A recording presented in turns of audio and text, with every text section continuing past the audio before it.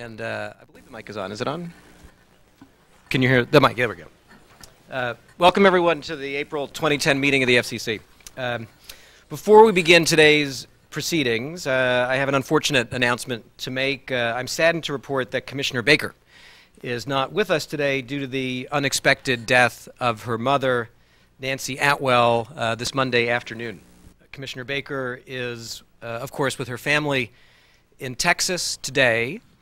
The thoughts of the entire Commission are with Commissioner Baker at this difficult time.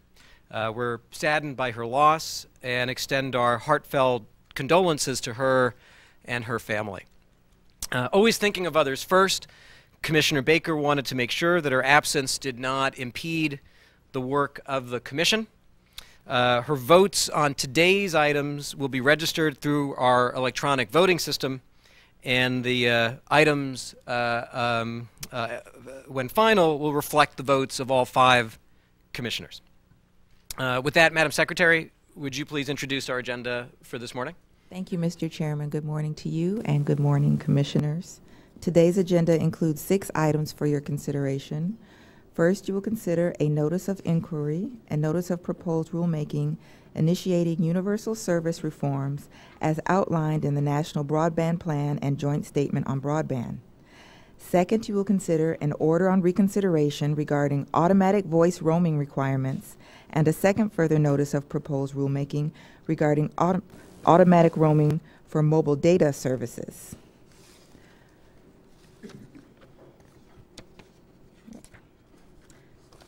Third, you will consider a notice of inquiry seeking comment on best approaches to assure the commercial availability of smart video devices and other equipment used to access the services of multi-channel video programming distributors. Fourth, you will consider a fourth further notice of proposed rulemaking that proposes changes to the CableCARD rules for set-top boxes used with cable services to improve the operation of that framework pending the development of a successor framework. Fifth, you will consider a notice of inquiry that examines the survivability of broadband infrastructure and seeks comment on the ability of existing broadband networks to withstand significant damage or severe overloads as a result of natural disasters, terrorist attacks, pandemics, or other major public emergencies. For your 6th and final item, you will consider a notice of inquiry on whether to establish a voluntary cybersecurity certification program. This is your agenda for today. Thank you very much. Obviously a full agenda, and before we begin and go through each of the items, I'd like to briefly introduce today's agenda. On March 16th, as everyone knows, our country's first national broadband plan was issued. 2 weeks ago, we released the Broadband Action Agenda that sets out a game plan for more than 60 concrete commission proceedings and actions to take place over the next year. This action agenda is unprecedented in both ambition and transparency, and that fits the vital importance of the broadband plan's goals. Goals such as ensuring that the U.S. has a broadband communications infrastructure that enables us to compete globally and remain the world leader in innovation in the 21st century, ensuring that every American benefits from the economic promise and social opportunity that broadband affords, ensuring that consumers are protected and empowered, and competition promoted in broadband communications, ensuring that in a world of broadband communications networks, our public safety and homeland security is protected. Broadband communications is an essential element of job creation and economic growth, and can play a critical role in addressing so many of our major national challenges, from public safety to education, healthcare, and energy, as we've all discussed. That's why we've laid out an aggressive roadmap for executing on key recommendations of the National Broadband Plan. And today, at our first commission meeting after delivery of the plan, we address 6 major proceedings across 4 bureaus that move us forward on the hard work of implementing the plan. We'll hear more about these proceedings in a moment and over the course of this morning's meeting. Of course, this is not our first set of actions on implementation. Even before delivering the plan, we began acting on concrete ideas to address broadband availability, affordability, and adoption, such as our tower siting decision in November to accelerate mobile deployment, and our E-rate after-hours flexibility decision and rural health care funding announcements earlier this year. Just in the last month, we approved the transaction involving MSS spectrum that opens the door for creation of a new mobile broadband network, billions of dollars of new investment, and thousands of new American jobs. We proposed rules that would allow mobile broadband operations in the WCS band, and we launched the Consumer Survey and the Small and Medium-Sized Business Survey to begin to collect better broadband data. We also launched a suite of new media tools to improve transparency to the American public, for example, by allowing consumers to test the speed of fixed and mobile broadband connections and view how spectrum is used via the Commission's new Spectrum dashboard.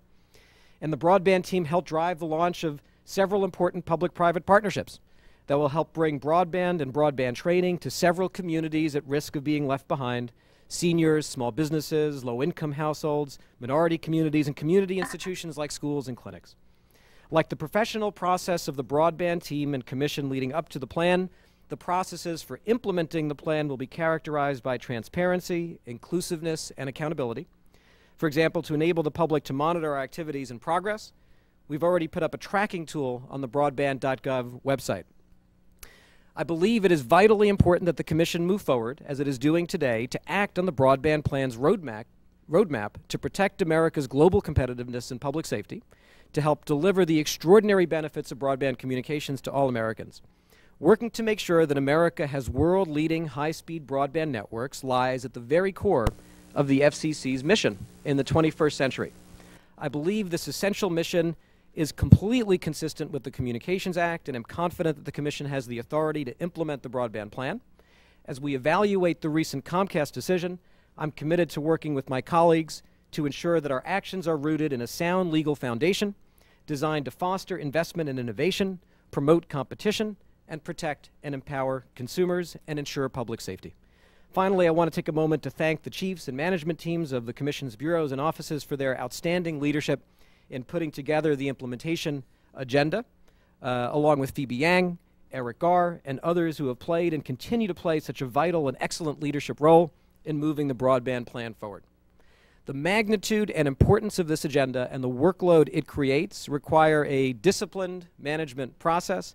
You've all exemplified the kind of strength and leadership we need to accomplish this vital work together for the country. We stand ready to support you in your work, and the country appreciates your efforts. Madam Secretary, would you please introduce our first presentation? The first item will be presented by the Wireline Competition Bureau. Carol Maddie, Deputy Chief of the Wireline Competition Bureau, will give the introduction. Thank you, Madam Secretary. Ms. Maddie, please proceed. Good morning, Chairman and Commissioners. Today, the Wireline Competition Bureau is very pleased to present a notice of inquiry and notice of proposed rulemaking to take the first steps to transform support for 20th century networks into 21st century networks capable of providing broadband communication services as well as voice. Last month, as the Chairman noted, the Commission sent to Congress the National Broadband Plan, which identified the need to reform the Universal Service Fund to achieve the vision of ensuring that all Americans have access to affordable, high-quality broadband communications.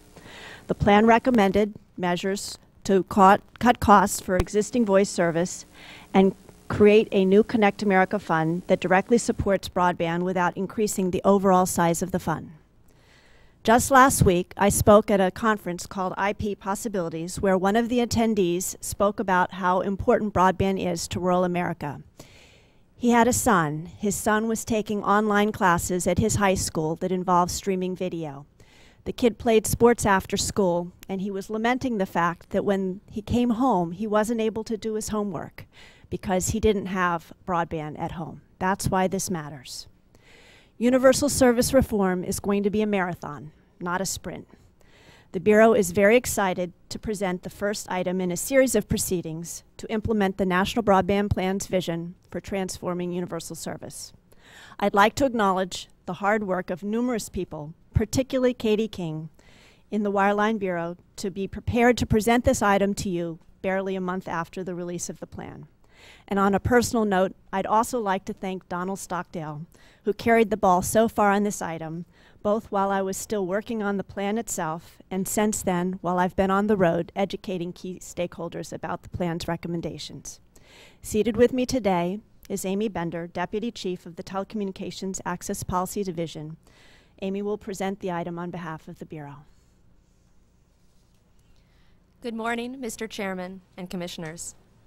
This proposed Notice of Inquiry and Notice of Proposed Rulemaking represents the first step towards establishing the detailed, analytic basis for a universal service fund that will efficiently target funding to support broadband as well as voice service, while cutting inefficient funding of voice networks in the legacy high-cost support program. The Commission has identified comprehensive universal service reform, including targeted investment in broadband infrastructure, as an essential goal. The current high-cost universal service support mechanisms are not designed to universalize broadband communication service. The item before you initiates the transformation of the high-cost universal service program envisioned in the National Broadband Plan. As a first step in comprehensive high-cost universal service reform, the item before you seeks comment on 3 discrete groups of issues. First, the proposed NOI requests comment on the use of a model as a competitively neutral tool to help determine the minimum amount of universal service support needed for the provision of broadband and voice service in areas that are currently unserved with broadband, as well as those that are currently served with the aid of legacy high-cost support. A model that identifies efficient levels of support could be an important tool, even if the Commission ultimately adopts market-based mechanism to identify supported entities and support levels. For instance, a model could be used to set a reserve price in a reverse auction. The proposed NOI seeks comment on threshold design questions, such as what technologies should be considered in a model, whether to use the forward-looking costs of an efficient provider, rather than relying on a particular provider's own costs or current support levels, whether a model should reflect total costs rather than the incremental costs of extending service to the unserved, and whether a model should take into account revenues as well as costs in determining support for broadband communication service. Second, the proposed NOI invites comment on using an interim competitive procurement process to provide funding on an accelerated basis to extend broadband networks in unserved areas, while the Commission considers rules to replace the legacy high-cost funding program with a new broadband funding mechanism, the Connect America Fund. Third, the proposed NPRM seeks comment on controlling growth in the legacy high-cost support program and identifying immediate ways to cut inefficient funding of voice networks and introduce efficient, targeted funding of networks that can provide broadband and voice service. Specifically, it seeks comment on capping the overall size of the high-cost program at 2010 levels, implementing specific reforms to reduce spending under the legacy high-cost support mechanisms, and targeting all of those savings to a new Connect America Fund and other recommendations in the National Broadband Plan. The specific reforms are 1. Moving rate of return companies to incentive regulation and capping per-line amounts of interstate common line support. 2. Retargeting interstate access support to a new Connect America Fund. And 3. Reducing funding for competitive eligible telecommunications carriers to 0 over a 5-year period. The proposed NPRM also encourages commenters to propose alternative rule changes to achieve the goal of identifying funding that can be used to extend broadband communication service. The Bureau recommends adoption of this item and requests editorial privileges. Thank you very much. We will now hear comments from the bench. Commissioner Copps, would you like to have the floor? I would. Thank you. Thank you, first, both of you, for the presentation today, and I especially appreciate your acknowledgement of the hard work of the FCC team behind the scenes. I don't usually make the presentations here, but without whom we would be approximately nowhere, so we appreciate that. I am pleased to support both the NOI and the NPRM before us as we make good on the Chairman's pledge to be fast off the mark in implementing the National Broadband Plan. The comprehensive reform of the Universal Service Fund is, as we have all known for a very long time, integral to getting broadband ubiquitously deployed and adopted. So today we begin to move in earnest toward a 21st century universal service program that delivers for broadband what 20th century universal service delivered for voice service and more. Comprehensive reform, and this is huge, reform is never painless, and when it comes to building a new universal service system, shared sacrifice will be required from just about every stakeholder. Maybe, probably, this is why the Commission has never successfully tackled comprehensive universal service reform before. Previous commissions undertook partial fixes and adjustments to existing USF programs to address discrete problems or to contain costs. Sometimes real problems were solved, but at other times this approach had the unfortunate consequence of pushing interested parties apart rather than bringing them to the table to pursue workable, viable, long-term solutions. Today, parts of the country have only legacy voice services, sometimes not even that, under the current high-cost universal service program, while others have truly amazing broadband-capable networks funded indirectly through the same high-cost program. While we often rightly complain about the lapses in universal service, we should also recognize the achievements. Regardless of where the funding comes from, I commend those providers who have made broadband deployment a priority. For example, a lot of small rural telcos often went where others feared to tread and brought broadband to some pretty remote places. Their efforts should be not only recognized, but applauded. Now our challenge is to retool universal service to provide the efficient and targeted support to bring high-speed broadband, value-laden broadband to every one of our citizens. The National Broadband Plan commits to such action, and today this Commission takes important steps with the NOI and the NPRM before us. While I am supportive of most of what we do today, the record will show that I have expressed concerns in the past about some of the suggestions put forward. In particular, as it seeks to develop a detailed analytic foundation for the distribution of universal service support, the NOI places strong emphasis on the use of reverse auctions. When I supported the previous Commission's decision to seek comment on the merits of reverse auctions for distributing universal service funds, I cautioned that the prospect of using such a mechanism raised many questions that still remain unanswered. For instance, how do we ensure that the winning bidder provides the services for which support is received? What happens if the auction winner decides to discontinue its operation in the supported area? Who will pick up the pieces, and how will that be decided? What will be the rules of the road, and how will they be established and enforced? And I'm not saying these questions are at all unanswerable, and I'm hopeful we will develop an extensive record on these issues, but I do emphasize that answering all these, and I'm sure many other questions, and allaying all doubts are the necessary predicates of my support going forward. The NPRM proposes several options for containing the growth of the high-cost universal service program. I have been wary of some of the earlier makeshift attempts by the Commission to curtail the overall size of the Universal Service Fund, because these efforts have too often served as delay tactics to avoid the tougher challenge of comprehensive reform. Clearly, the situation has changed with this new Commission, and I recognize that the proposals in the NPRM seeks to phase out legacy support while we ramp up direct funding for broadband through the Connect America Fund. We need to do this, no question about it. But let's recognize that many of the proposals in the NPRM, which may very well be necessary and overdue, require major actions that would be burdensome for some, perhaps most, universal service participants. Here, too, compiling a full and viable record is the key to success. And let's also emphasize that while we are shifting universal service to support broadband, at the same time we must make sure that voice service is available nationwide. Go to Indian country to see how much remains to be done on this score. I commend the Chairman for initiating this very important proceeding in the first month following the birth of the National Broadband Plan. I thank the staff of the Wireline Competition Bureau for drafting an item that parses out a very complex issue with, I am sure, many more to come. This is the time, more than any time in the nearly 9 years I have been around this place, to truly and comprehensively reform universal service.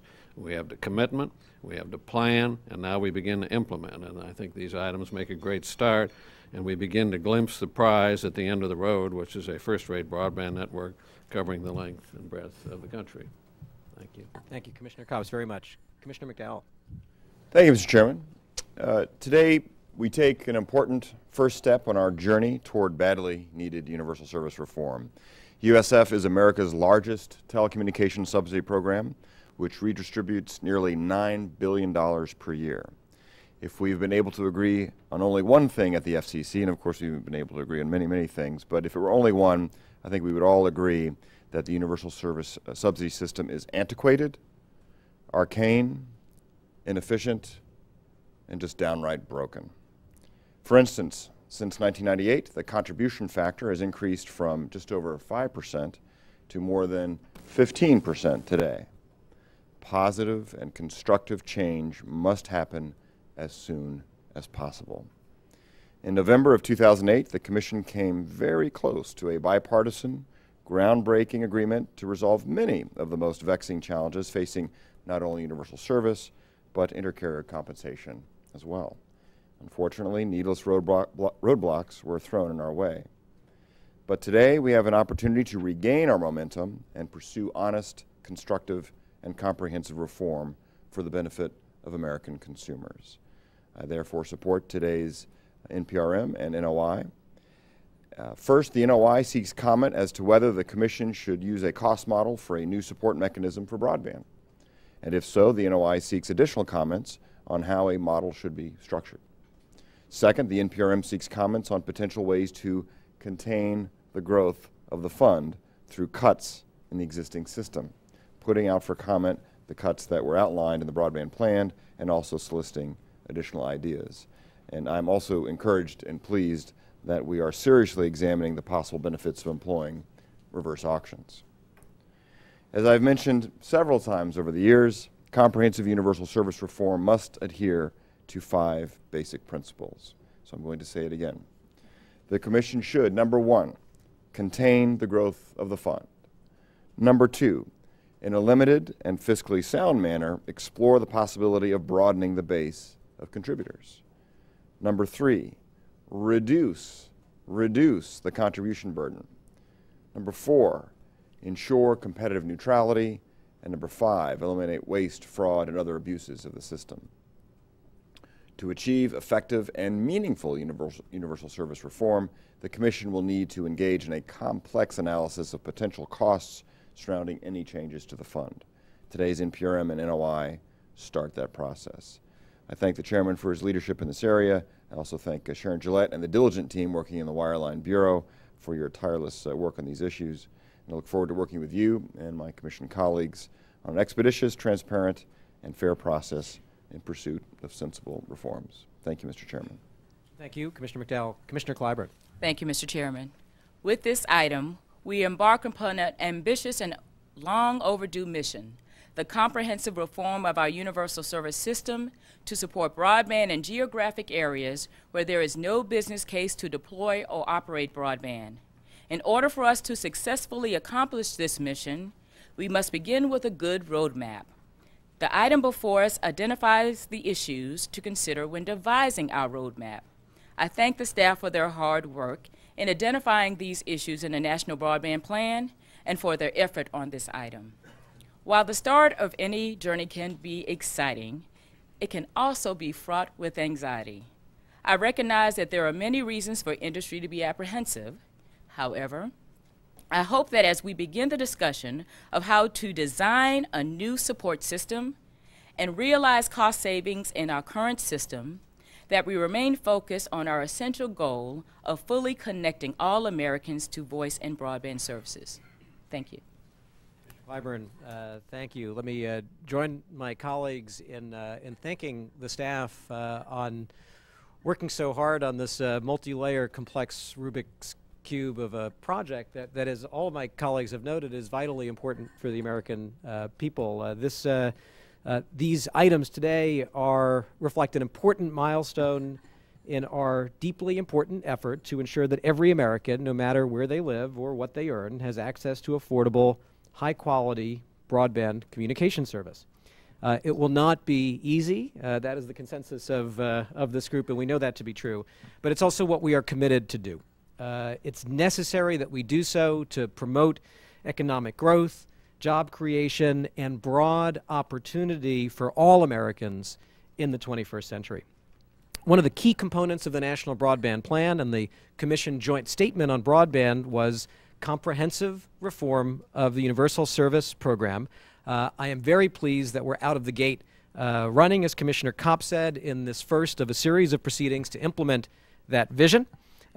This proceeding will lay the groundwork for a system that provides universal service support for broadband and voice services in an efficient and targeted manner. Today's notices suggest common sense reforms to cap growth and cut inefficient funding of voice networks. And they move forward and seek comment on the use of a model to assist with determining levels of universal service support for broadband communications, so that rural and other carriers who have done so much to provide basic telephone service to Americans who otherwise would not have it can provide 21st century communication services to those Americans. It's a vital mission of the FCC. That support must be sufficient to ensure that providers can offer quality broadband service to high-cost areas without unfairly burdening those who ultimately bear the costs of universal service. The comprehensive universal service reform that the National Broadband Plan envisions and that these items set out will take time, but can't take too long. We don't want flash cuts.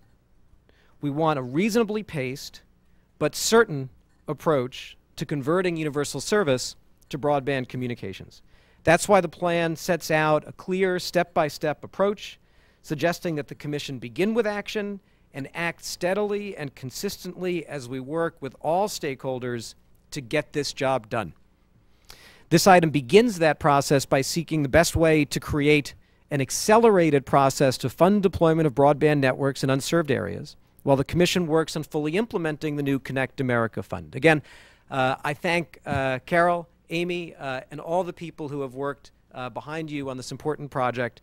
You appreciate the challenges more than anyone, and I think we admire your commitment to staying at it until we get this done for our country. This is an issue where there's no dispute that we need to do this, but finding the path through so that we can operate effectively and efficiently as a government when it comes to providing and ensuring this service is provided to all Americans. It's a big challenge, and we're very, very pleased that you're taking it on. I thank each of my colleagues for their comments and help in connection with these notices.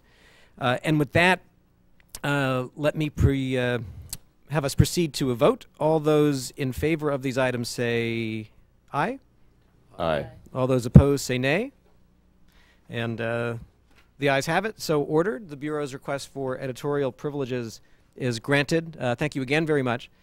And Madam Secretary, please announce the next item on our agenda. Mr. Chairman and Commissioners, the next item on your agenda will be presented by the Wireless Telecommunications Bureau. It is entitled Reexamination of Roaming Obligations of Commercial Mobile Radio Service Providers and Other Providers of Mobile Data Services. Thank you. Ms. Milkman, please proceed. Good morning, Mr. Chairman and Commissioners. Today we are discussing roaming, which is important to investment and competition, but fundamentally is about enabling consumers to receive wireless service when they travel outside the reach of their home carrier's networks. I'd like to thank Jim Schlichting, my senior deputy, who did yeoman effort and provided a great deal of the thought leadership on this item. With me at the table are Neshe Gundelsberger, who's the Division Chief of the Spectrum and Competition Policy Division, Peter Trachtenberg, Associate Division Chief in SCPD, and Ty Bream, who's an attorney advisor in the division. Ty, who is one of the Commission's honors attorneys, will present the item. Good morning, Mr. Chairman and Commissioners. Today we present to you an order on reconsideration on voice roaming and a second further notice of proposed rulemaking on data roaming. The order on reconsideration seeks to adjust the Commission's policies on roaming to promote the following goals. First, ensuring that consumers have access to seamless coverage nationwide. Second, promoting competition among multiple carriers. And third, providing incentives for all carriers to invest and innovate by using available spectrum and constructing wireless network facilities. Automatic roaming arrangements between mobile wireless carriers enable a customer to stay connected when traveling beyond the reach of their own provider's network. They do this by allowing the customer's handset to access automatically the network of another provider.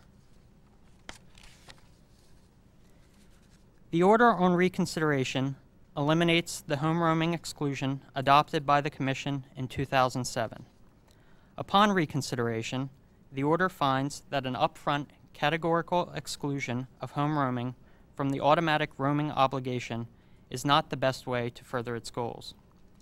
As a result, home roaming will now be subject to the automatic roaming requirement and, as a common carrier service, is subject to Sections 201 and 202 of the Act. The order applies the same general presumption of reasonableness to requests for home roaming that apply to other requests for automatic roaming. The Commission will address individual roaming disputes on a case-by-case basis, taking into consideration the totality of the circumstances. The order includes a non-exclusive list of factors for consideration in the event the Commission needs to address a dispute relating to the provision of automatic roaming services. The order also affirms the prior determination that carriers must provide push-to-talk roaming upon reasonable request. The second further notice of proposed rulemaking addresses whether to extend roaming obligations to data services, such as mobile broadband internet access services. Data roaming enables customers to obtain access to email, the internet, and other mobile broadband services outside the geographic regions served by their own providers. The notice recognizes the importance of resolving data roaming obligations to broadband deployment, a key priority for the Commission. The notice seeks to develop a record to promote the same goals as in voice roaming. It seeks to foster competition and the development of mobile data services offered with seamless and ubiquitous coverage, to promote investment and innovation, and to enable consumers to have seamless coverage. Data roaming is becoming increasingly important to market entry and for competition among providers of mobile broadband services. An updated and broader record will help identify policies that best promote investment, competition, and benefit to consumers. Since the 2007 further notice of proposed rulemaking, the wireless broadband industry has experienced a rapid evolution. The second further notice expands the scope of the proceeding by seeking comment on obligations governing the provision of roaming for data services offered by providers that are not CMRS carriers, as well as those offered by providers that also offer CMRS services. The notice also seeks comment on whether the Commission has the legal authority to adopt data roaming obligations, as well as specific concrete proposals from the 2007 NPRM and other additional proposals. The Bureau recommends adoption of this order on reconsideration and second further notice of proposed rulemaking. The Bureau also requests editorial privileges. Thank you. Thank you very much. Commissioner Cobbs? Thank you. St. Augustine wisely taught us that it is human to err, but it is devilish to remain willfully in error. And based on several years of experience and an extensive record, we now correct the error made in 2007 to exclude wireless roaming in the requesting carrier's home market from the automatic roaming requirement. In our decision at the time, we clarified that technologically compatible carriers must deal with each other in good faith and without discrimination when negotiating voice roaming outside the requesting carrier's home market. Although we encourage similar arrangements for home market roaming, we did not require it in the belief that not doing so would help promote facilities-based competition and foster build-out in those markets where the requesting carrier had spectrum rights. We were wrong. The record clearly shows that the 2007 home market exclusion discouraged competition, hampered innovation and investment, and harmed consumers. So today we establish a clear and strong presumption in favor of automatic roaming, regardless of whether the request is for areas inside or outside of the requesting carrier's home market. We continue to encourage carriers to negotiate roaming agreements based on reasonable terms and conditions. For those cases where commercial negotiations fail, roaming requests from carriers, small and large, will be viewed as presumptively reasonable and enjoy the protections of Title II of the Communications Act. And that is always a good place to be, isn't it? This item is very good news indeed for consumers who want to use their mobile phones as they are traveling across the county or across the country. After all, it is consumers who pay the price when their carriers have to accept inflated roaming rates or cannot reach a roaming agreement at all. We also move forward with a further examination of the critical issue of access to data roaming. Not many of us buy a mobile phone these days only for the voice service. Consumers rely upon their mobile phones to provide a dizzying array of data services. The National Broadband Plan makes it clear that consumer demand for mobile connectivity grows stronger by the day. So what good is your smartphone if you can roam for voice but not for any of the other services you bought it for? What kind of real competitive choice does that give consumers, especially those who live in rural America? Consumers should not have to be engineers or industry lobbyists to figure out which mobile services they can expect to work when they travel. They should be able to count on their phones working to the fullest extent that technology permits wherever they happen to be. And carriers should have the right to negotiate roaming agreements at just and reasonable rates for their subscribers. Although I would have gone further than we do here, because I believe we already have an adequate record to act on the issue of an automatic data roaming obligation, I welcome a thorough review of the wireless data market, provided it is accomplished in a timely and expeditious manner. Consumers want data now, and we need to open this door for them just as quickly as we can. Lastly, let me say that as we raise questions about the legal framework for an automatic data roaming requirement, I remain fully confident that we have the authority we need to protect American wireless consumers. Previous commissions have taken consumers on a dangerous deregulatory ride by moving broadband, including mobile broadband internet access, outside of the statutory framework that applies to telecommunications services and carriers.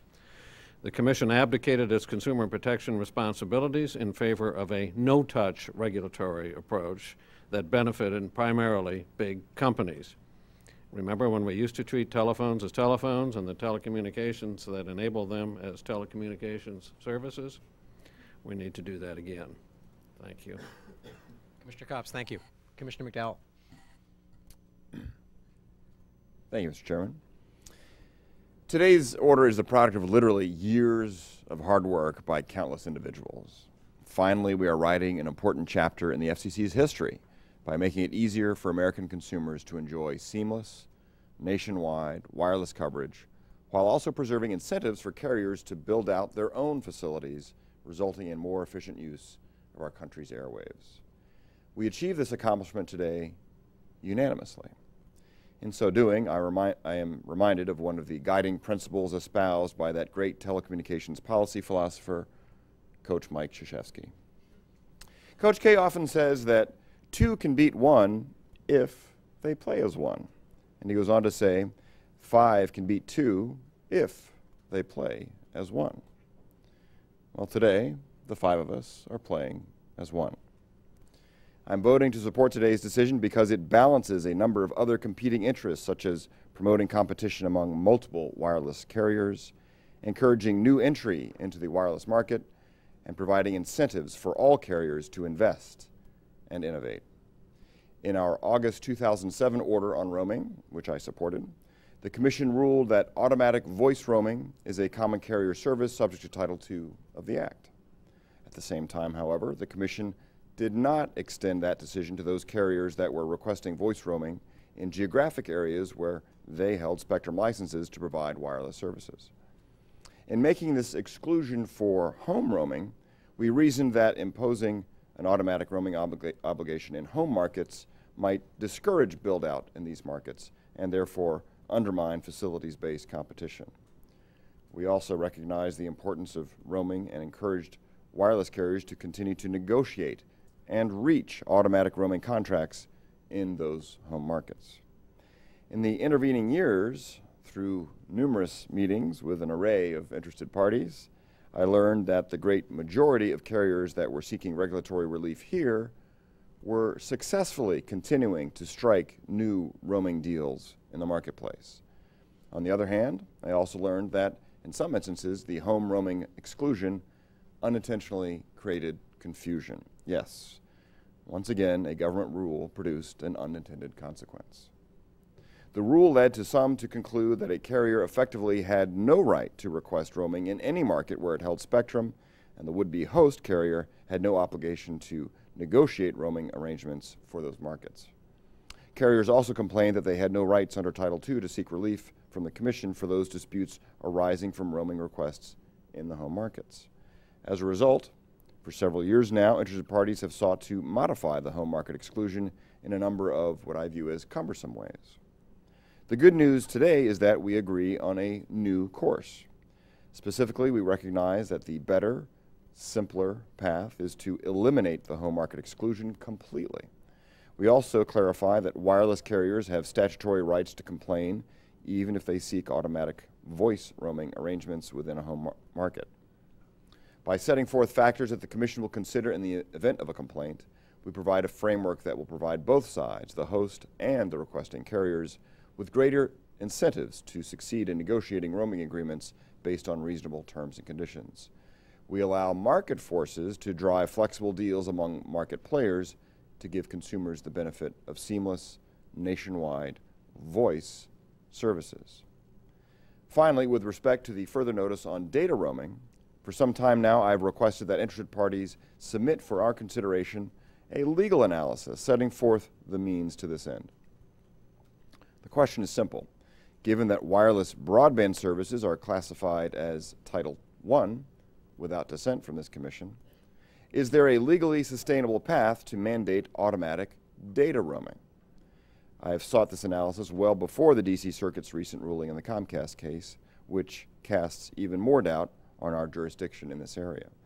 I strongly encourage all commenters to give us their analyses of how the Comcast decision affects our ability to regulate data roaming. I thank Chairman Janikowski for providing another opportunity for comment on this important issue. I look forward to learning more. In the meantime, I will continue to encourage parties to continue to enter into roaming deals, including those that include data. As the further notice states, quote, in the 2 years since our 2007 further notice on data roaming, the wireless broadband industry has experienced a rapid evolution with significant economic, technological, and regulatory developments, including developments in network and device technologies, spectrum use and availability, market participants, network deployments, and consumer demand and usage patterns, end quote. I highlight these positives to point out that they have occurred even without an FCC mandate for automatic data roaming. I further thank the Chairman for bringing this matter forward immediately after completion of the broadband plan and for handling this complicated issue in a comprehensive manner as part of the broader roaming docket. I also thank Ruth and the entire team there in the Bureau for your outstanding work and long hours on this particular matter. Thank you so much. Thank you, Commissioner McDowell. Commissioner Clyburn. Thank you. When it comes to roaming for voice and data services, consumers need seamless nationwide coverage. However, when the Commission adopted in 2007 a home market exclusion to its automatic roaming requirements, it actually undercut that goal. By repealing the home market exclusion in today's order, we are safeguarding consumers' expectations of seamless coverage irrespective of whether they are calling from their carrier's home market or from the home market of another. I recognize that a number of smaller rural carriers opposed any mention in this order about considering a requesting carrier's lack of build-out in its home markets when determining if the terms of a roaming agreement are reasonable. According to these smaller carriers, larger nationwide carriers with greater bargaining positions in roaming negotiations may use such language to propose unreasonable roaming arrangements or agreements. I carefully considered those arguments.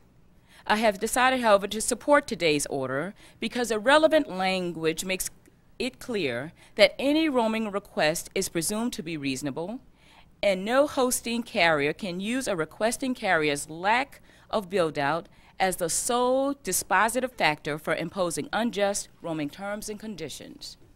I also fully support the further notice of proposed rulemaking that seeks additional comment on whether the Commission should extend roaming requirements to mobile data services not connected to the public switch telephone network. Such services would include wireless broadband internet access services. The National Broadband Plan discussed how important these mobile broadband services are to making broadband services available and affordable throughout our nation. The detailed and balanced questions posed by the further notice will provide the Commission with a comprehensive record on its legal authority to impose roaming obligations on such services and the merit for imposing such obligations if it chooses to do so. I too also join in thanking you for this. Commissioner Clyburn, thank you. Today we take action to increase American consumers' access to mobile voice services wherever and whenever they choose.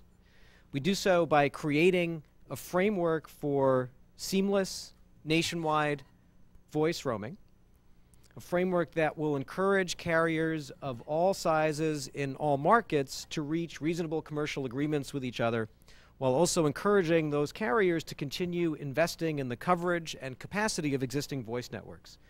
This is to the ultimate benefit of consumers who, as we all know, are increasingly relying on mobile communications. Consistent with the recommendation of the National Broadband Plan, our decision today also opens a broad inquiry into the critical issue of data roaming. There are few areas in communications that present greater promise for our country than mobile, in terms of driving our economy and delivering broad opportunity for all Americans. Our goal must be to lead the world in mobile. To promote this goal, we must ensure that American consumers have seamless access to multiple competitive broadband data communication services wherever they are, while also ensuring that the United States has the most extensive and fastest mobile networks in the world, and that we have the investment to support that.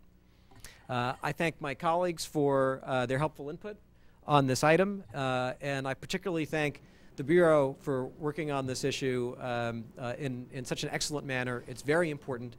We've reached an important milestone today, and we have important work ahead, so I thank each of you very much. With that, let us proceed to a vote. All those in favor say aye. Aye. And all those opposed say nay. The ayes have it. So ordered, and the Bureau's request for editorial privileges is granted. Thank you very much. Madam Secretary, please announce the next items. Mr. Chairman and Commissioners, the next two items on your agenda will be presented by the Media Bureau. The first is entitled Video Device Competition, Implementation of Section 304 of the Telecommunications Act of 1996, Commercial Availability of Navigation Devices, and Compatibility between Cable Systems and Consumer Electronics Equipment. The second is entitled Implementation of Section 304 of the Telecommunications Act of 1996, Commercial Availability of Navigation Devices and Compatibility between Cable Systems and Consumer Electronics Equipment. Thank you very much, Madam Secretary. Mr. Lake, the floor is yours. Good morning, Mr. Chairman and Commissioners. The Media Bureau presents two items today that were recommended in the National Broadband Plan and announced as part of the 2010 Broadband Action Plan agenda. These items are intended to drive competition and innovation in smart video devices that consumers can use with the services of multi-channel video programming distributors. Section 629 of the Communications Act directs the Commission to ensure the commercial availability of home devices used to access video programming and other services offered by multi-channel video providers.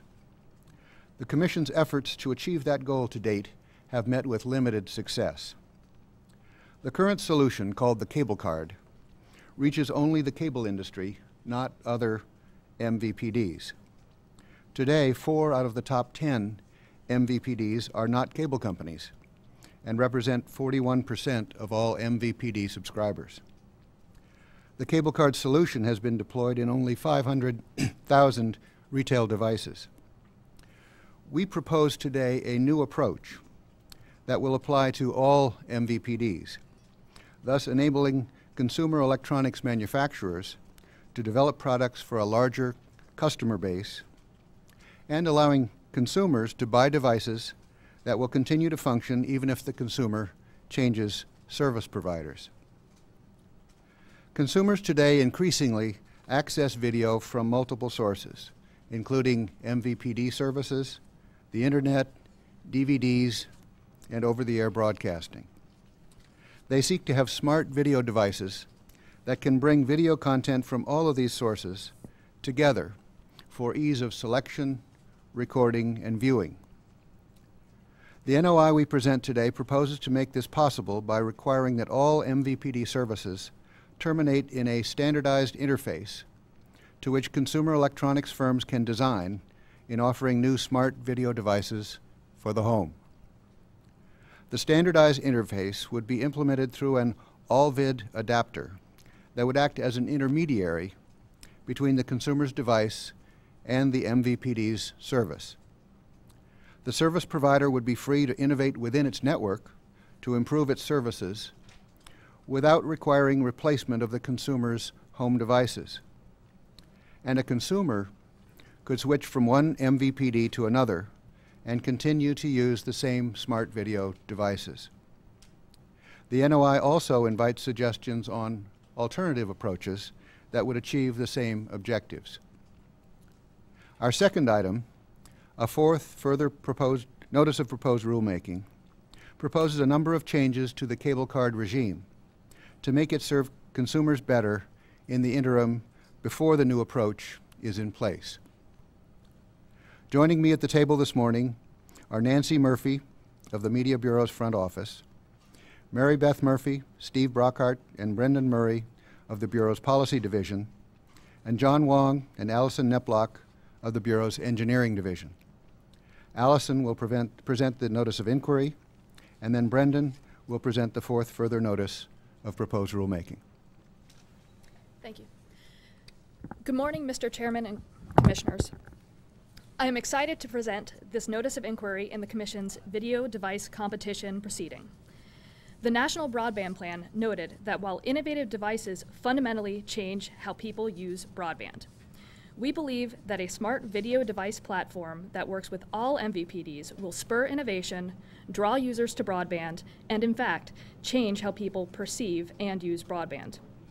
The National Broadband Plan recommended a gateway standard to help open the market for devices used to access MVPD services. This notice of inquiry seeks comment on the specific steps the Commission can take to develop such a standard to unleash competition and innovation in the retail market for smart video devices that are compatible with all MVPDs, as intended by Section 629 of the Communications Act. Developing an interface standard for all video service will accomplish four main goals. First, it will spur investment and innovation. Developing a common platform for access to MVPD services will create a new market for retail devices that can access consumers' favorite video programming in new and innovative ways.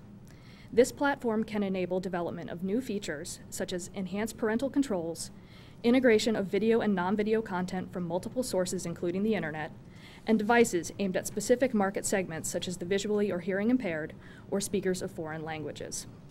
A platform such as this can also enable television manufacturers to integrate navigation functionality into the television set, allowing consumers to shed the energy-inefficient set-top box that clutters the area around televisions.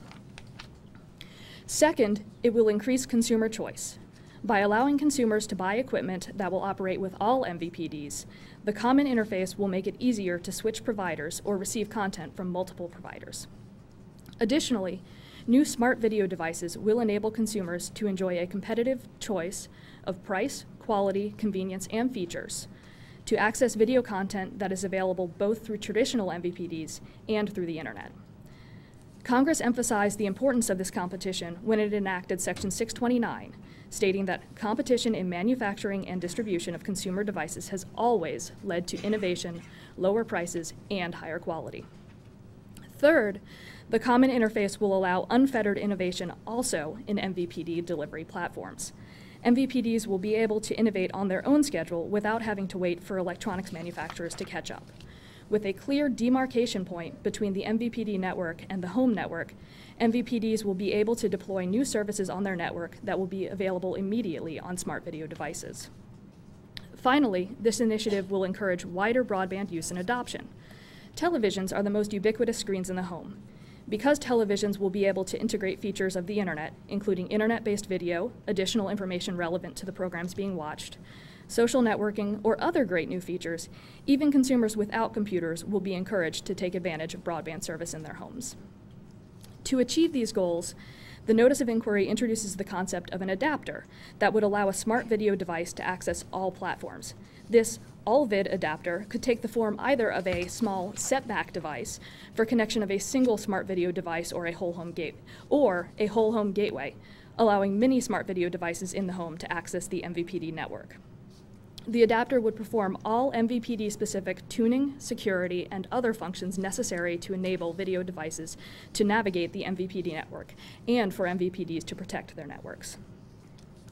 The National Broadband Plan recommends a target date of December 31st, 2012 to begin deploying home gateways. This deadline requires standardization of the all-vid interface to occur rapidly. To that end, this Notice of Inquiry proposes adoption of existing standards for many of the features the all-vid device will need to support, including the physical connection, the communications protocols, the encryption and authentication schemes, and the service delivery system. The notice also recognizes the need for interested industries to develop or refine additional standards, such as support for content ordering and billing, EAS transmission, parental controls, and closed captioning. The notice also seeks comment on a variety of other issues, including intellectual property concerns, both in the interface standard and in MVPD metadata, specific accommodations for one-way delivery platforms such as direct broadcast satellite, and economic considerations. This notice anticipates that all-vid will replace CableCARD and seeks comment on how best to accomplish this transition.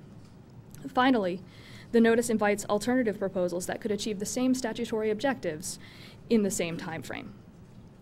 The Media Bureau recommends that the Commission adopt this Notice of Inquiry and request editorial privileges. Thank you. Thank you very much. Well done. Commissioner Copps. You have another one there? Oh, I'm sorry. I apologize. Sorry. I'm not going to, fight with the chairman over this. So. Mr. Murray, please proceed. Mr. Chairman and Commissioners, I'm pleased to present the fourth further notice of proposed rulemaking in the Commission's navigation device proceeding. As discussed in the companion NOI for the all-vid solution, the Commission has not been fully successful in implementing the command of Section 629 of the Communications Act to assure the commercial availability of equipment used to access video programming and other services offered by multi-channel video programming distributors. Whereas the NOI begins the process of instituting a successor to the CableCARD regime that has been the centerpiece of the Commission's efforts to implement Section 629 to date, the goal of this NPRM, consistent with the recommendations in the National Broadband Plan, is to improve the operation of the CableCARD regime in the interim until the successor solution becomes available. In 1998, the FCC adopted rules pursuant to Section 629 that required MVPDs to make available equipment that performs only security functions. This requirement is intended to enable entities unaffiliated with an MVPD to manufacture and market navigation devices while allowing MVPDs to retain control over their system security.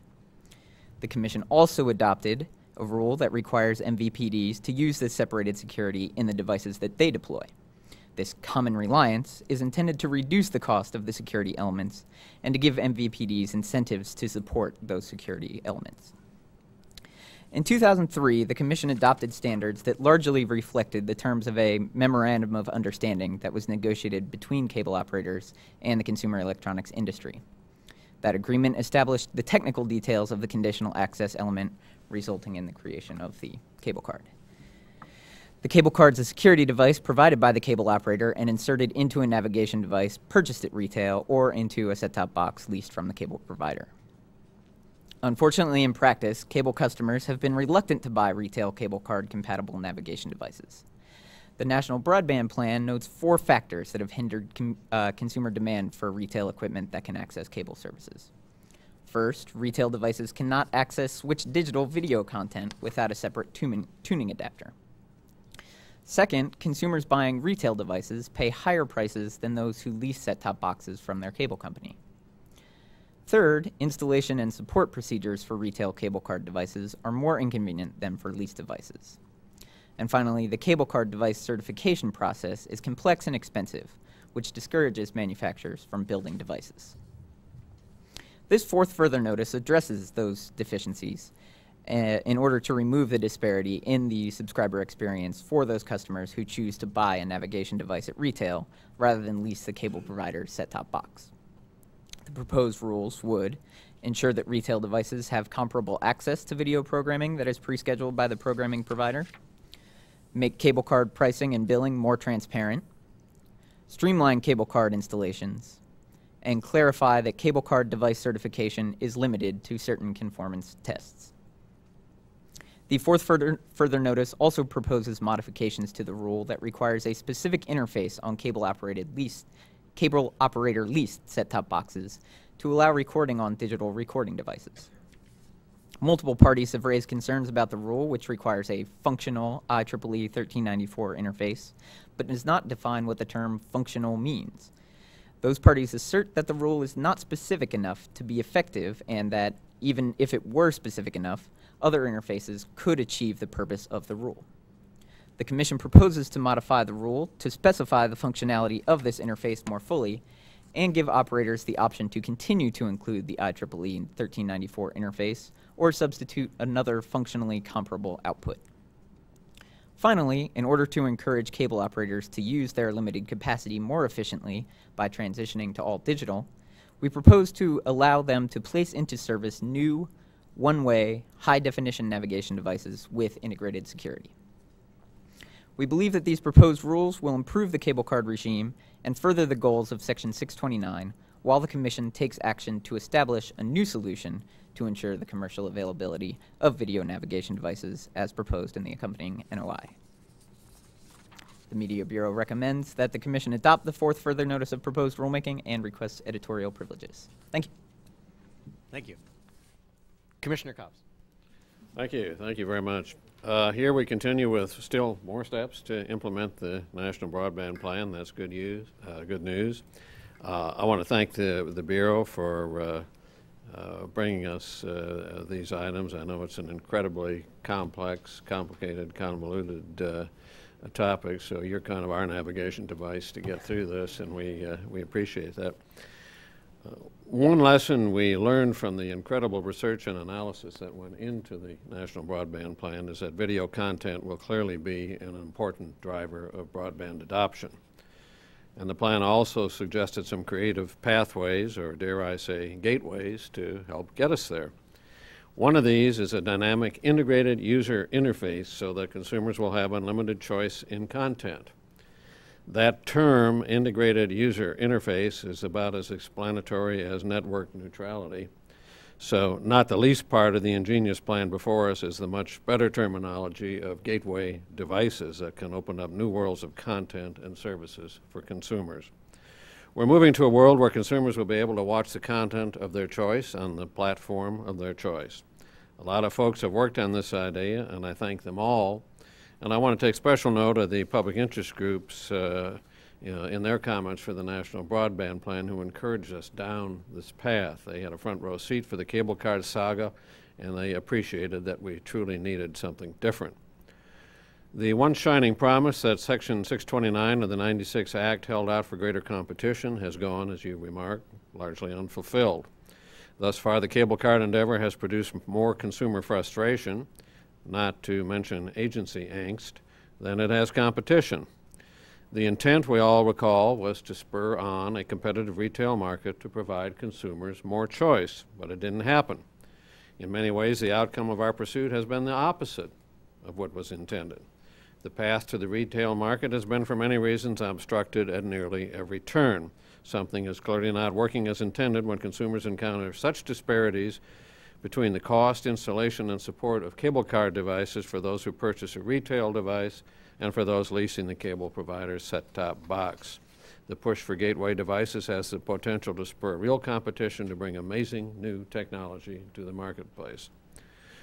While the Commission is thinking creatively about this exciting new gateway and other ideas and gathering a record to encourage them, we're also looking toward correcting some of the shorter-term problems and disparities that our present set-top box and CableCARD worlds have brought us. The rules proposed in the fourth further notice have the potential to mitigate some of these shortfalls until the next generation solution, the goal of the NOI, becomes available.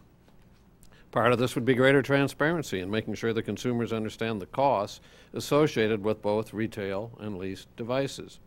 Under a proposed rule, cable companies would be required to list their fees for the cable cards on a line item of the bill. Also, instead of processing interface waivers on an individual basis, we open the door to more innovation by allowing connectivity in varying interfaces. Manufacturers would have more options in terms of specific interfaces, thereby enabling consumers to connect to the internet on a host of devices in their homes. We also raise issues associated with cable companies transitioning their systems to all digital, which would help make better use of the spectrum and encourage higher broadband speeds and more high definition channels for consumers. Whether we are talking new gateway technologies or short-term fixes for short-term issues, we want at all costs to avoid yet another cycle of delay and dead ends that result only in less competition, higher prices, and fewer choices for consumers. Too much is at stake here to countenance more delays and obstructions. In order for the gateway device or the interim fixes to work and work quickly, the Commission and the private sector are going to need to roll up their sleeves, work together, and reach consensus on what will spur innovation and competition and what will improve the consumer experience. I look forward to this process. It is, all will note, a particularly ambitious one. To meet our timeline will require some really intense private sector, public sector coordination and partnering. But that's exactly what these digital times call for: aspirational objectives, expeditious actions, and everyone pulling together for the common good. That's the gateway that will bring us a truly gateway device. Thank you. Commissioner Copps, thank you. Commissioner McDowell. Thank you, Mr. Chairman. When Congress included Section 629 in the Telecom Act of 1996, it sought to create a competitive market for navigation devices that would give consumers the option of going to their electronics retailer to choose a set-top box or similar devices that offer the features they want, rather than having to use the boxes supplied by their cable operator or other pay TV provider. The Commission responded by crafting rules in response to Congress's mandate that required cable operators to separate the security and conditional access functions of their service from the actual delivery of video and other programming. This integration ban is embodied in the Commission's existing CableCARD rules. But, to be blunt, the CableCARD approach to implementing Section 629 has been disappointing at best. Although the Commission has made some progress in trying to bring Congress's vision to reality, the fact remains that a very large majority of consumers continue to rely on equipment supplied by their pay TV providers. Another example of an unintended consequence of regulation. I support the two initiatives before us now, a further notice to examine the CableCARD rules and a new NOI to explore possible alternatives to our current approach. Each asks a number of good questions about what has or has not worked in the marketplace to date, while probing into the reasons behind those developments. For example, would consumers be more inclined to seek out CableCARD compliant devices if monthly bills separately broke out the cost of the operator-provided box from the charge for the CableCARD pre-installed in that box? Is a truck roll really necessary to install a CableCARD in a box acquired at retail?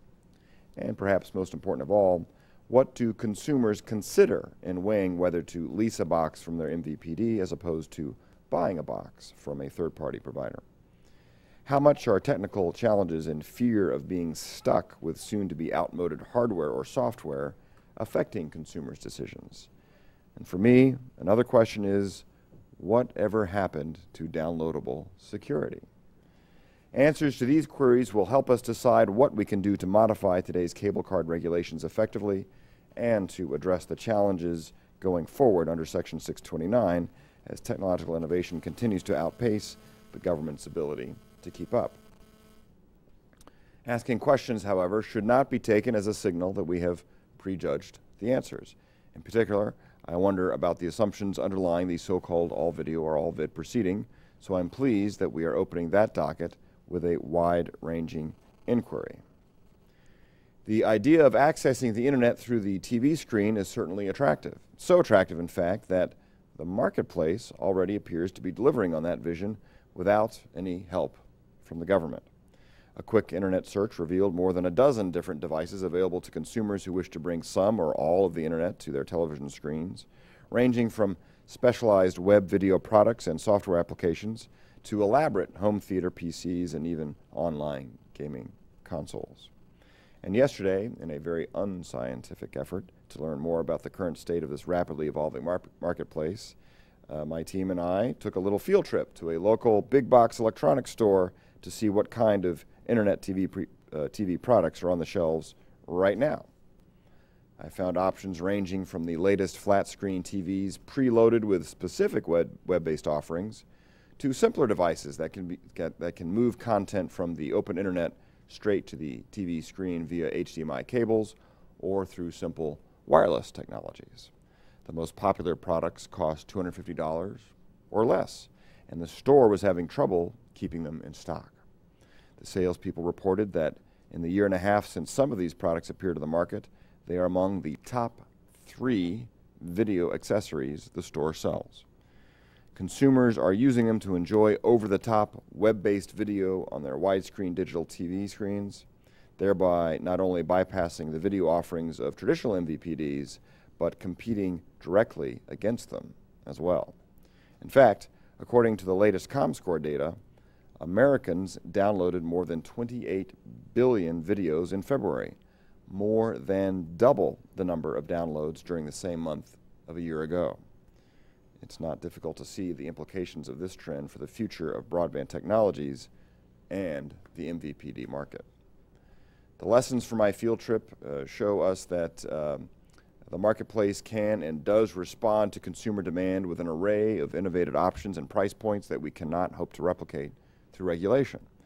As I review the comments submitted in response to these new notices, I will bear in mind the need to remain humble about the government's ability to predict the pace and direction of technological developments. If nothing else, our experience in implementing Section 629 should remind us the value of modesty in rulemaking.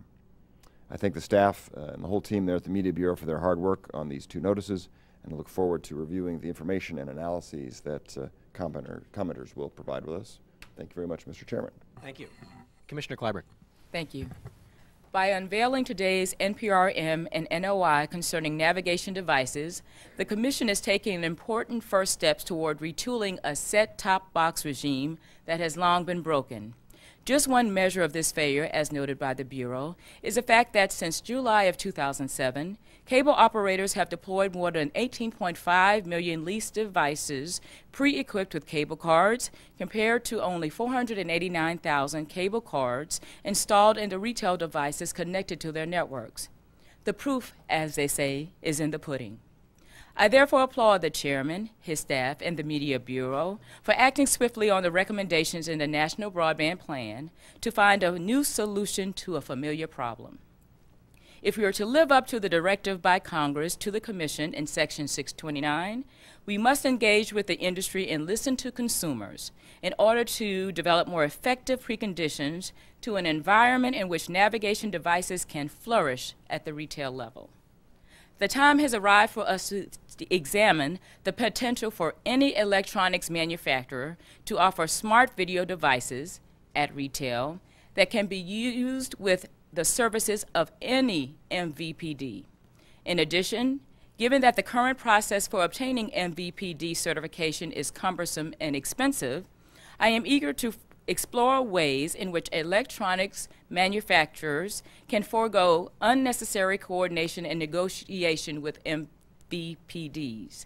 The element of a new video device landscape, however designed, can help us achieve what is best for consumers, a competitive retail market where innovation is not only permitted, but championed.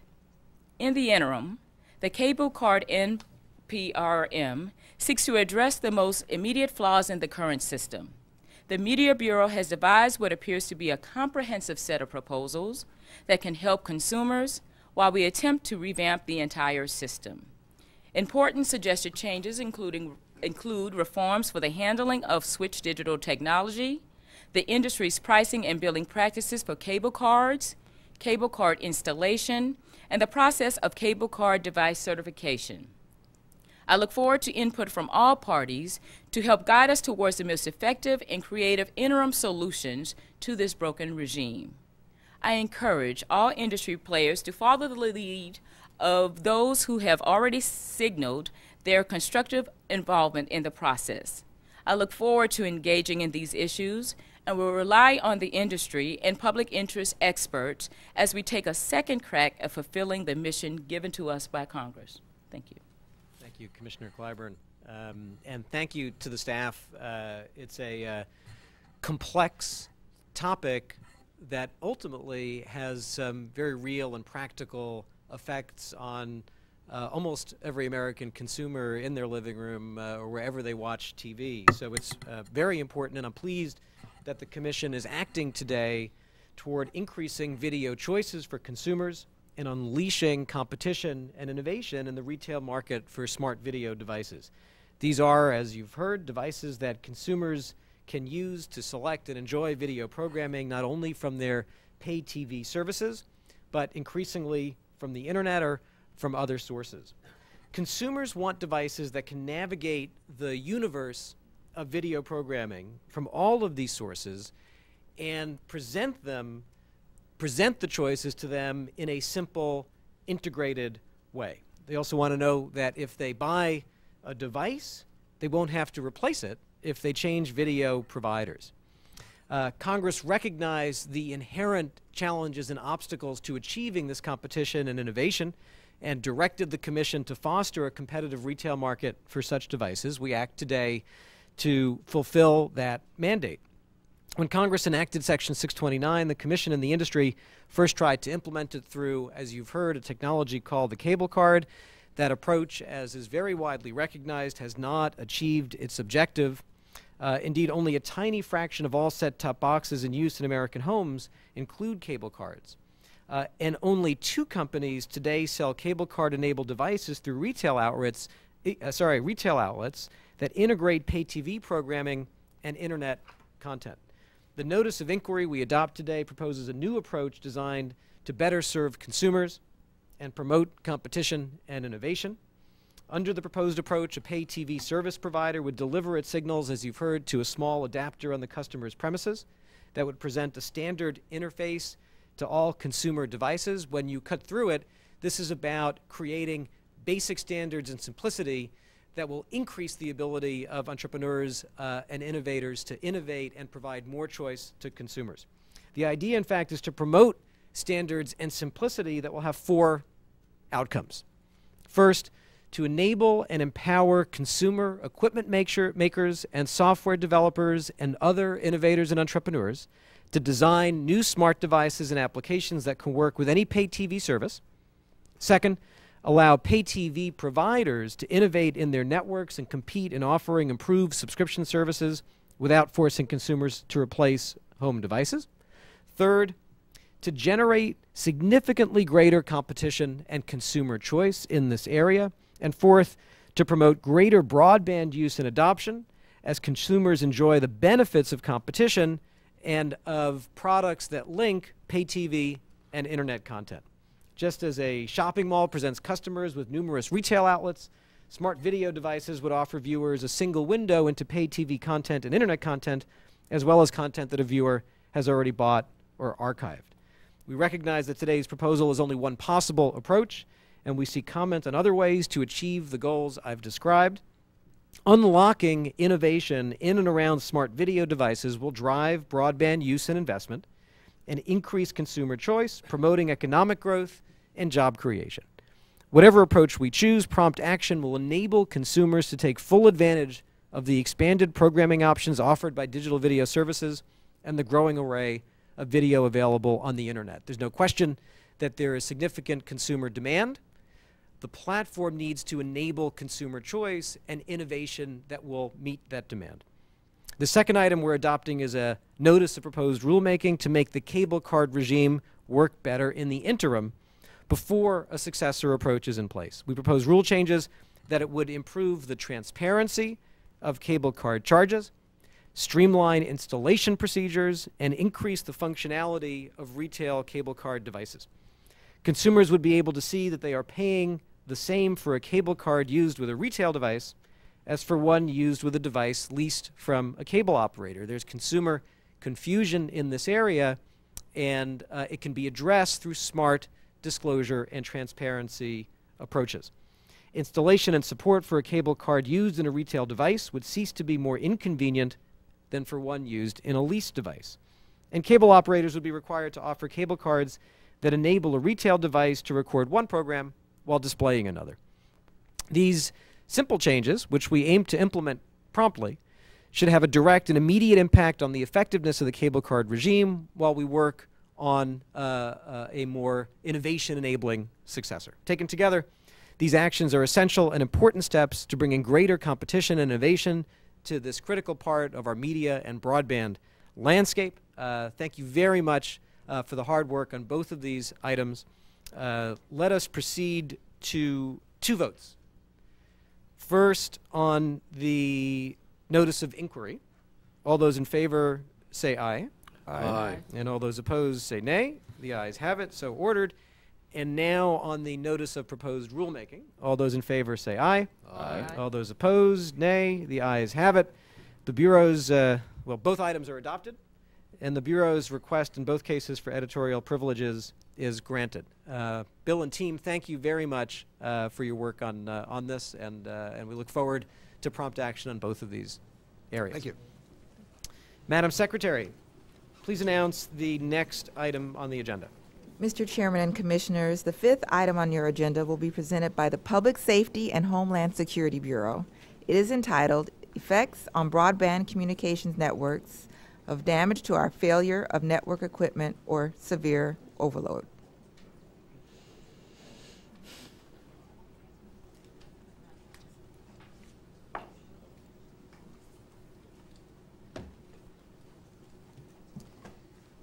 Admiral, the floor is yours. Good morning, Mr. Chairman and Commissioners. I'm pleased to be here today with my colleagues with the Public Safety and Homeland Security Bureau to present this notice of inquiry regarding the survivability of broadband communication networks. This notice represents one of the Commission's first initiatives stemming from the public safety section of the National Broadband Plan, and I would like to acknowledge, among the other people that we would have in it, the work that our administrative professionals did to support this section of the plan. As Americans increasingly rely on broadband communication networks, the reliability and survivability of these networks become an even more critical factor in the safety, security, and well-being of the American people. Consequently, it's important that we fully understand the present state of survivability of these networks. The notice of inquiry we present for your consideration today is a critical step in gathering information regarding the survivability and reliability of broadband communication networks. Information from this inquiry will be used to assess how we can work with stakeholders to ensure that Americans have a reliable, broad-based communications infrastructure, particularly during disasters. With me at the table today are Lisa Folks, Deputy Chief of the Public Safety and Homeland Security Bureau, Jean Ann Collins, Deputy Chief of the Communications Systems Analysis Division, Gregory Antosha, Legal Counsel in the Communications System Analysis Division, and John Healy, Telecommunications Systems Specialist in the Communications Systems Analysis Division, who's also my expert in network outage reporting and disaster information reporting. And John Healy will present this item. Good morning, Mr. Chairman and Commissioners. Today I'm presenting for your consideration a notice of inquiry on the survivability of the broadband communications infrastructure. This NOI examines the survivability of broadband infrastructure by seeking comment broadly on the ability of existing broadband communications networks to withstand localized and distributed physical damage, including whether there is adequate network redundancy and the extent of survivability of physical enclosures in which network elements are located or co-located. The NOI also seeks information regarding the ability of broadband communications networks to withstand severe overloads, such as would occur in natural disasters, pandemics, and other disasters or events that would restrain our ability to communicate. The Commission seeks to ensure that it has all necessary facts and data with respect to the survivability of broadband communications networks to facilitate prompt commission actions necessary to ensure ongoing broadband communications, particularly in times of disaster or crisis. This NOI implements a recommendation of the National Broadband Plan to further public safety and homeland security. As broadband communications networks become the principal medium through which Americans conduct video, voice, data, and other communications, the reliability and survivability of these networks is increasingly becoming more critical to the safety, security, and well-being of the American people.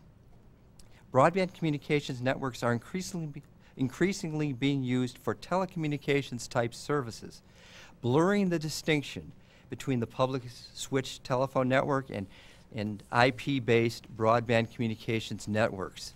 In addition, next generation public safety networks will be migrating to broadband network platforms and will inherit the reliability and survivability of the broadband infrastructure. There's little information on the ability of the broadband infrastructure to withstand direct attacks and/or failures, making it hard for the FCC to know what action should be taken in this regard. This NOI explores potential measures to reduce network vulnerability to failures in network equipment or severe overloads. In some instances, collaboration between telecommunications providers and other major enterprises has led to the development of robust broadband communications networks with purpose-built survivability features. There is concern, however, that these features may not adequately ensure the survivability of all types of broadband service throughout the country, including those in lesser developed or sparsely populated areas, and including those that may be used for public safety and emergency services. The NOI seeks comment on the survivability features and risks, such as single points of failure presented by the physical architecture of current broadband communications networks.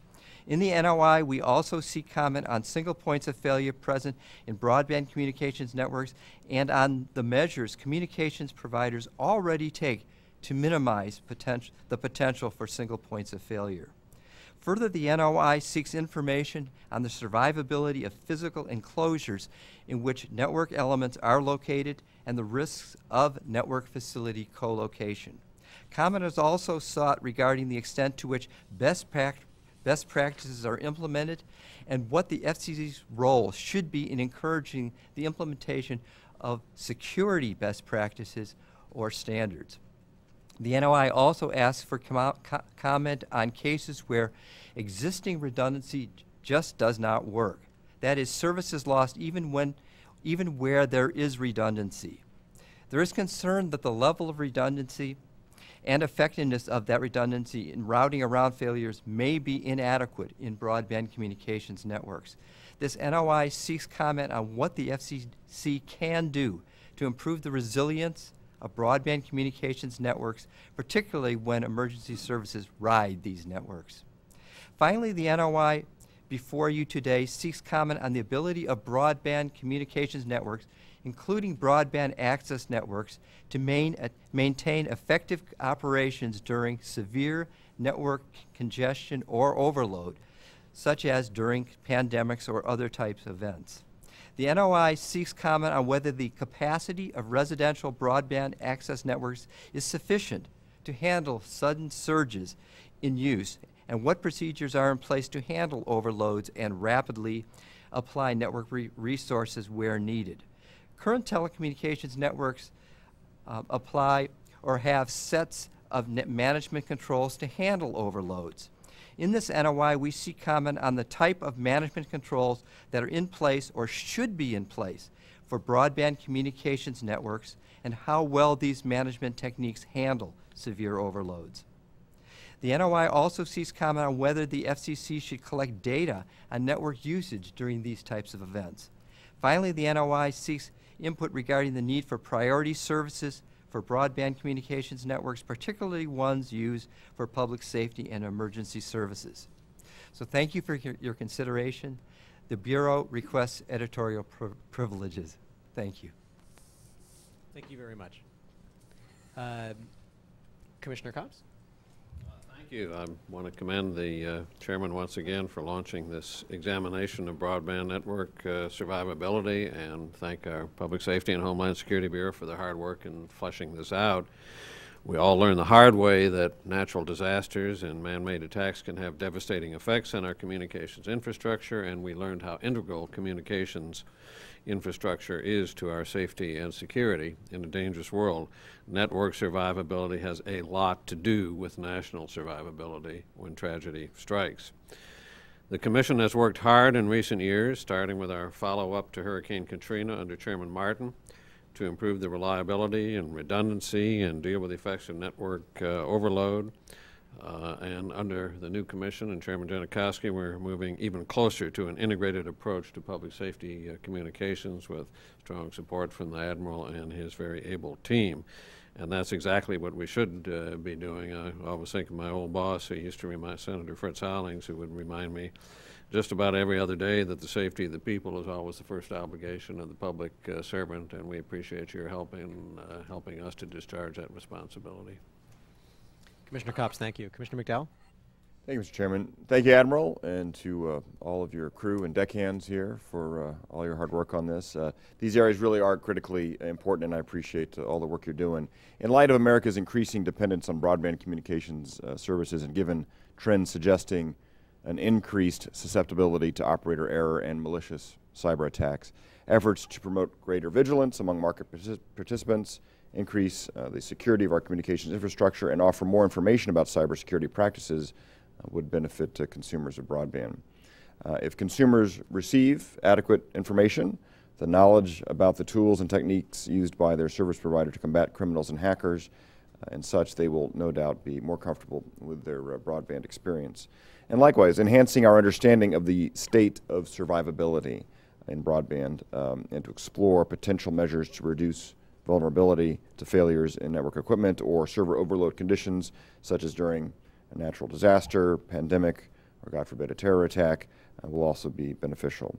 Our timing is excellent, and that hurricane season starts in a mere 6 weeks, believe it or not.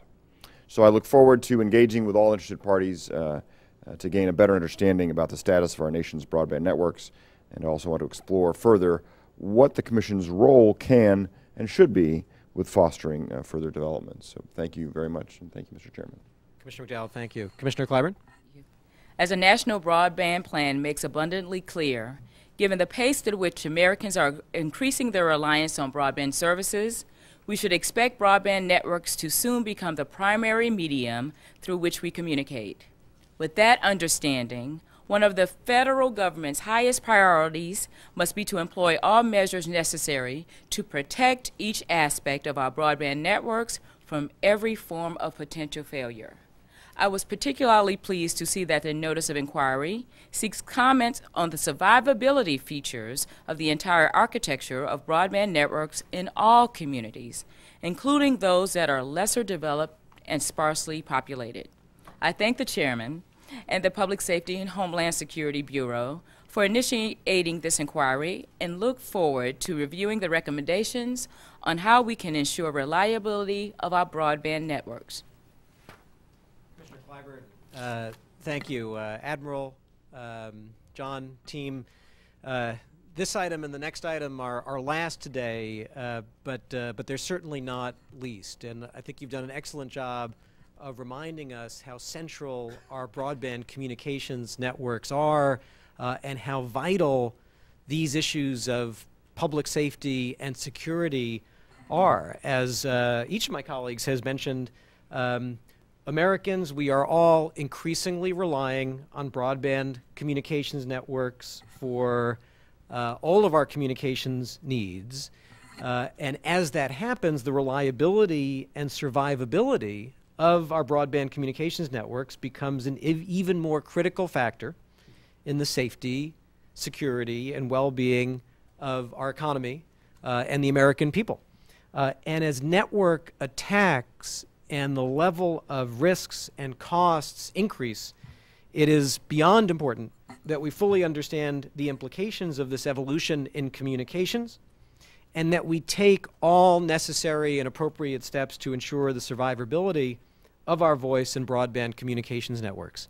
This notice examines the survivability of our broadband communications infrastructure. It seeks comment on the ability of existing networks to withstand disasters, including whether there's adequate network redundancy, whether our networks can function in times of service overload, whether physical network facilities can withstand harm.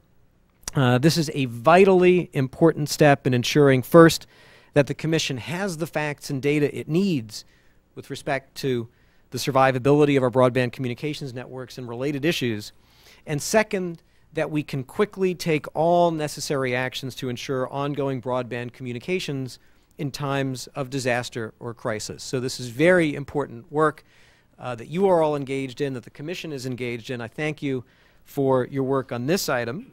Let us move to a vote. All those in favor say aye. All those opposed, nay.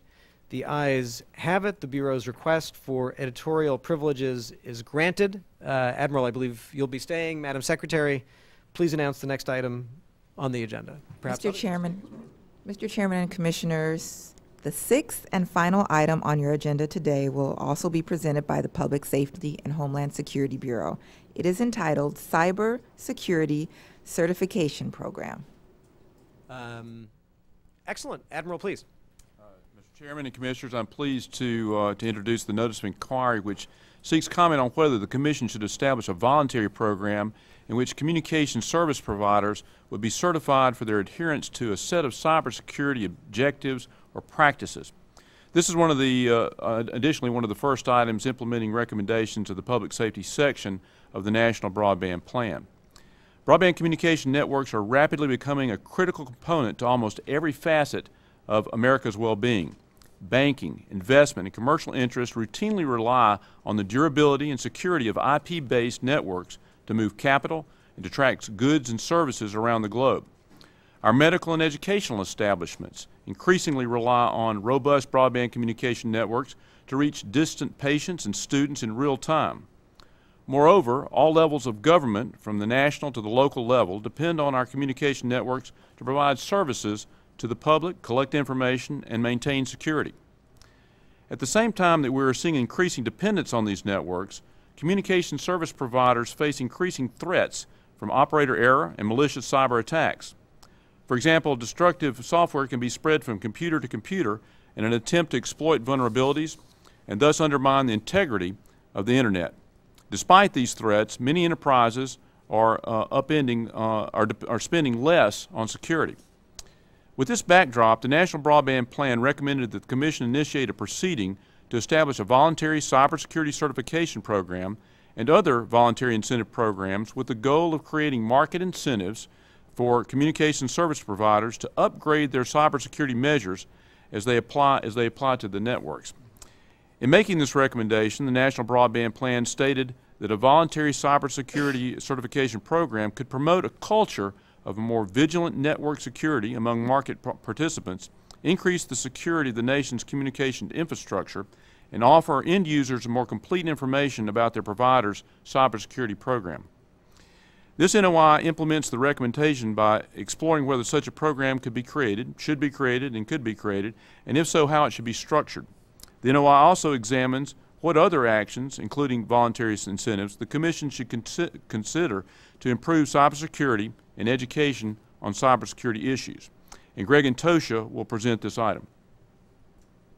Mr. Chairman, Commissioners, on behalf of the Public Safety and Homeland Security Bureau, I'm presenting for your consideration a notice of inquiry on establishing voluntary cybersecurity certification program. In today's increasingly interconnected world, more and more Americans rely on our rapidly growing broadband communications infrastructure to conduct the nation's daily business. For instance, banking and investment and commercial interests routinely rely on the durability and the security of IP-based networks to move capital and to track goods and services around the globe. Moreover, our medical and educational establishments increasingly rely on robust communication networks to reach distant patients and students in real time. Further, federal, state, and local governments similarly depend on communication networks to provide services, serve the public, collect information, and provide for the safety and security of the public. Yet recent trends suggest that the networks and the platforms on which the internet users rely are increasingly susceptible to operator error and malicious cyber attacks. For instance, destructive software can be used in an attempt to exploit vulnerabilities in the underlying internet infrastructure, thereby undermining the integrity of the internet. At the same time, many communications end users do not consider cybersecurity a priority. As reported in the National Broadband Plan, nearly half of all businesses in the 2009 Global State of Information Security Study reported that they are cutting budgets for information security initiatives. In addition, a 2008 data breach investigative report concluded that 87% of cyber breaches could have been avoided if reasonable security controls had been in place. The NOI seeks to explore whether a voluntary cybersecurity certification program could help to address this growing problem. The NOI is an outgrowth of the National Broadband Plan recommendation. The plan recommended that the Commission initiate a proceeding to establish a voluntary cybersecurity certification program and other voluntary incentive programs with the goal of creating market incentives for communication service providers to upgrade the cybersecurity measures they apply to their networks. In making this recommendation, the National Broadband Plan stated that a voluntary cybersecurity certification program could promote a culture of more vigilant network security among market participants, increase the security of the nation's communications infrastructure, and offer end users more complete information about their providers' cybersecurity practices. Generally, the NOI seeks comment on whether the Commission should establish a voluntary program under which communication service providers would be certified for their adherence to a set of cybersecurity objectives or practices. The NOI would seek comment on other actions the Commission should take to improve cybersecurity and education on cybersecurity issues, including any additional voluntary incentives that should be explored. Specifically, the NOI seeks comment on a voluntary certification program through which approved private sector auditors conduct network security assessment of participating communication service providers' operations. Auditors examine the communication service providers' adherence to stringent cybersecurity practices that have been developed through consensus by a broad-based public-private sector partnership, and providers whose networks successfully complete the assessment may market their networks as complying with stringent FCC network security requirements. The NOI also seeks comment on a variety of issues surrounding creation of such a program, including the benefits, advantages, disadvantages, and costs, the program's scope, including whether it should be open to all communication service providers or should be limited to certain types of providers, the role of the FCC and the private sector in administering the program, the objectives and practices against which participating communication service providers would be assessed, what the overall framework should be for certification criteria, and the certification process and procedures. The NOI also asks questions regarding the form and the duration of the security certificate, the renewal process, and the permissible uses by providers of the security certificate. Finally, the NOI seeks comment on what other actions the Commission should take to improve cybersecurity. Thank you for your consideration, and the Bureau requests editorial privileges. Thank you very much. Commissioner Cobbs. Well, I suspect that at this stage of our conversation that brevity is probably going to the realm, so I will be brief. The importance of these two items that we've looked at speak for themselves. President Obama has made protection of our infrastructure from cyber attack a top national priority. I do believe this Commission gets it. I believe we also get the importance of the private sector and the public sector working together. I think this can be useful and helpful. And the voluntary is fine, but I've got to tell you, I'm concerned when Gregory pointed out that over half of the companies are cutting funding for this national priority, and I really think that tells us how much work we have to do and how much outreach we have to do and how much enlisting people in this important commitment we have to do. So I look forward to working with the Admiral and his splendid team and all of my colleagues and in trying to make some progress here. Thank you, Commissioner Copps. Commissioner McDowell. Thank you, Mr. Chairman. A little procedural nit. I was relying on erroneous information that we were presenting both of these items together. So I've already said all the good stuff I'm going to say about cybersecurity, that item. So hasn't changed. I support the item. Good job. Thank you. Commissioner Clyburn. Well, I'll accept your time, Don. Thank you. Thank you very much. Our nation's economic prosperity depends on increased deployment and adoption of broadband services. But that prosperity, as well as the safety and security of our nation's citizens, will be compromised if our broadband networks are not secure. When you consider that our nation's networks have become more susceptible to cybercrime, and that $7 trillion worth of transactions, that's half of our nation's gross national product for last year, moves over communications networks, it is plain that we must take immediate action to enhance our cybersecurity. I was very pleased to see the urgency that the National Broadband Plan placed on developing a national cybersecurity strategy within 180 days.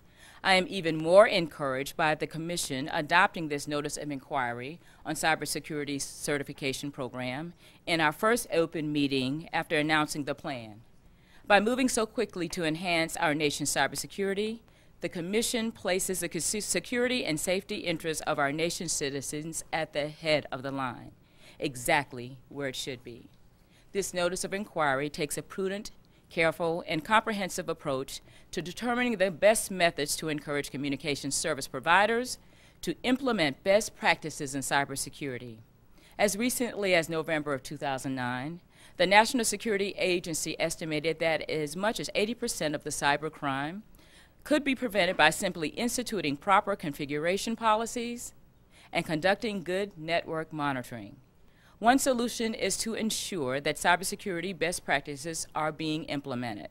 Therefore, I believe this item wisely recommends a certification program that can efficiently enhance the development of the proper network objectives and technical criteria for achieving the most secure communications networks, ensure accurate information about the extent to which service providers are implementing cybersecurity best practices, and create the proper incentives for small and large service providers to voluntarily adopt these best practices. I applaud you. I applaud the Public Safety and Homeland Security Bureau for your excellent work in crafting this notice of inquiry. Thank you, Mr. Chair. Thank you, Commissioner Clyburn. And let me just briefly summarize what I think the key points here are. I'm very glad that the National Broadband Plan focused on public safety, cybersecurity with respect to our increasingly important broadband communications networks. Here's what I think the key points are. One, our broadband communications networks are becoming more essential every day in the lives of every American, for families to be able to communicate with each other in times not of crisis, but certainly in times of crisis, for businesses, small and large, to do what they do, for hospitals, healthcare facilities, for every aspect of our society and our economy. Our broadband communications networks are growing more and more essential. At the same time, attacks on our communications networks are going up, not down. We all knew that. We all know that reading the newspapers every day, and the work of our broadband team and the Bureau confirms that, whether it's viruses, denial of service attacks, vicious and harmful spam, other threats challenging consumers and businesses. Fourth, as we heard from our staff and as Commissioner Copps echoed, we have evidence that spending on security is going down and not up. And the risk that we are taking on in this area is a tragedy of the commons risk, where we know in the event of an attack, a natural disaster, we need to make sure our networks are survivable and redundant, as in the previous item, protected against cyber attacks, as in this item. And we have an obligation as important as any other obligation we have to make sure that our 21st century communications networks are safe, secure, trusted, and are there not only for us in ordinary times, but also in times of disaster, and that they are not vulnerable to the kinds of cyber attacks that can wreak so much economic harm and interfere with real-world needs like the operations of hospitals and financial services. So thank you for your work on this important item. I want to thank each of you, and as this is the last item today, I want to thank Austin Schlick, our General Counsel, and the General Counsel's Office for working on this. Each of the items we heard today, very important job. We very much appreciate your effort, your excellent work, and your support of these processes. With that, let us proceed to a vote on this. All those in favor say aye. Aye. All those opposed, nay. The ayes have it, and the Bureau's request for editorial privileges is granted. So thank you very much, Admiral. Thanks, sir. Before we adjourn, do any of my colleagues have announcements? None. I have very briefly, I'd like to acknowledge the passing of two members of our FCC family, one past and one present. The FCC lost a dear friend on April 4th when longtime Commission employee Jerome Robinson died at the young age of 64. Jerome was a more than valued member, employee in our Media Bureau for 33 years, notwithstanding his young age. He contributed greatly to our agency throughout his professional life, and his wife Scarlett, he met in an elevator at the Commission at 1919 M Street. Jerome will be greatly missed by his colleagues in the audio division and throughout the agency. And second, I do want to note the passing last week of a great American leader and former FCC commissioner and civil rights champion, Benjamin Hooks. His historic appointment as the first African-American commissioner forever changed the FCC, reminding us of our mission to promote the interests of all Americans. Of course, Benjamin Hooks would go on to do even greater things after leaving the FCC, leading, for example, the NAACP for nearly 2 decades. His contributions to our nation would earn him, among many other honors, the Presidential Medal of Freedom in 2007, America's highest civilian honor.